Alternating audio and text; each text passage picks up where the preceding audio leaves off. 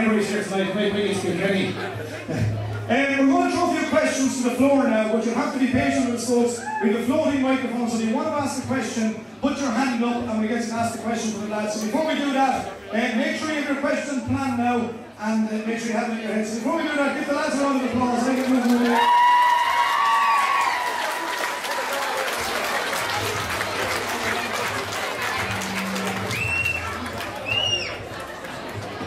Okay, has anyone got a question? Okay, keep it nice and quiet. We'll take this man here first. Shh. What convinced you to start up rugby? What's that for? Johnny? Yeah.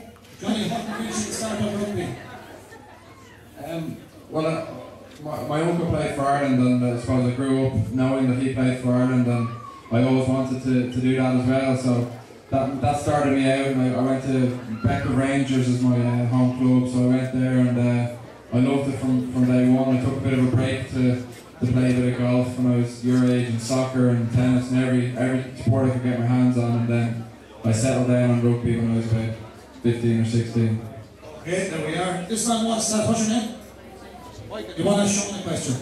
Hey Sean, did your game skills come in handy for rugby matches and all that? Yeah, I think Gaelic football and hurling came in very handy.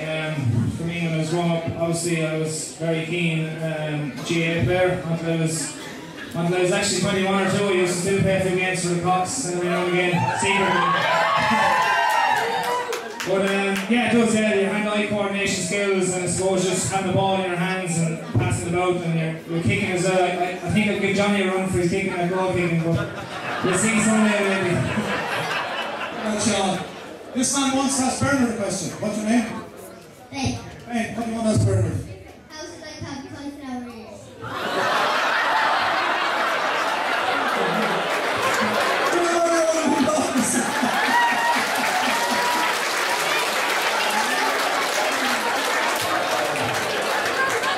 I don't really notice, to be honest.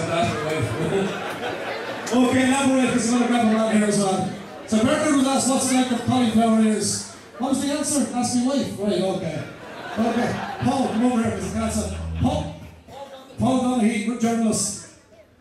There's only two questions, lads, and it's for anybody on the panel, and one is, how about a World Club Cup, as they have in soccer? Would you lads like to see a World Cup between this hemisphere and the southern, considering how well our clubs actually are doing up here? And the second one, let's leave it at this, about the sevens. Do you accept or not sort of accept sevens as a proper representation of rugby in the Olympics, considering it's cutting out some of the finest players we have in the game?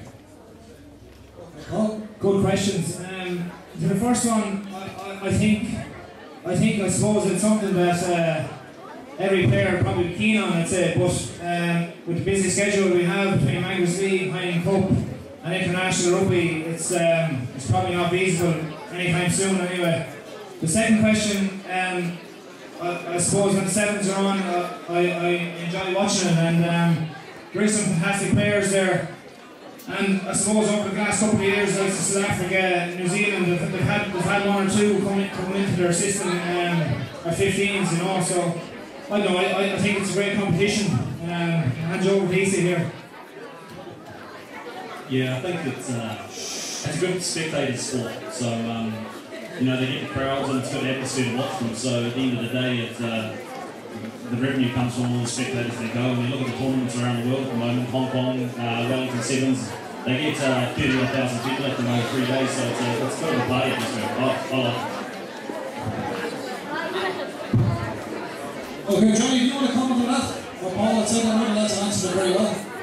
About the Olympics, about the sevens, and about the World Cup competition for clubs.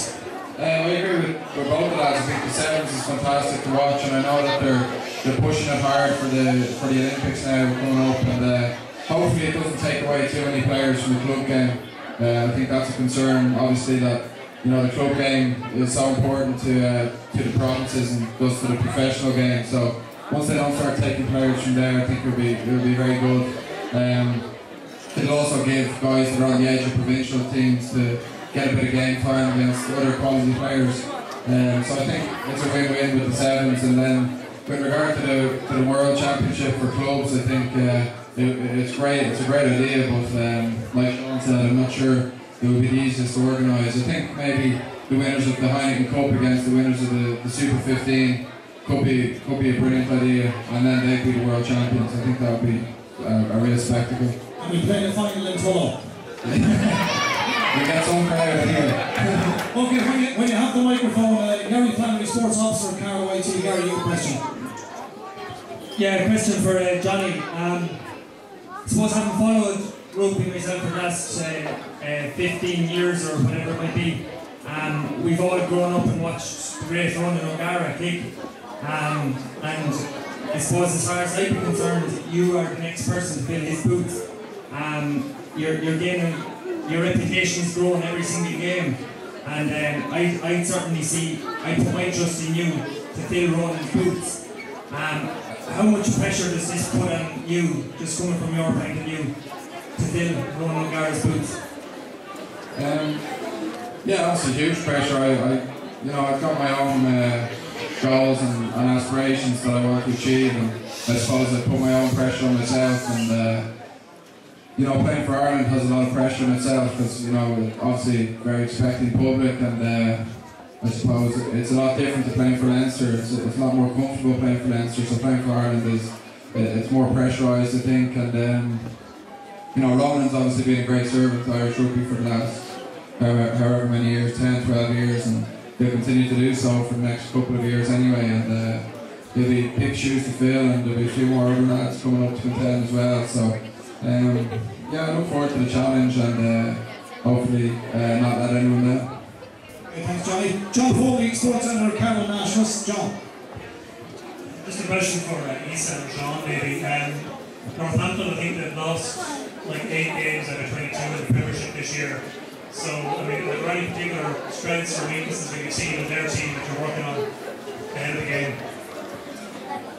Well, obviously having been Cloven and class factor, we saw even during Six Nations the attacking style of rugby is, and we've just got to be wary of that. There's still some outstanding tries already and kind of holding cut down through the Premiership. So mobile forward back to it, something we'll sort of combat, and something we'll look into next week. Yeah, I think as Isa said, the threats in the back three, but I think the forwards, the front row is very dynamic, and to get around the field a lot and carry out of offer, as does Courtney Laws, one of the second rows. So if we man up and really beat them up physically, I think in the pack we should be able to do a job on them. John.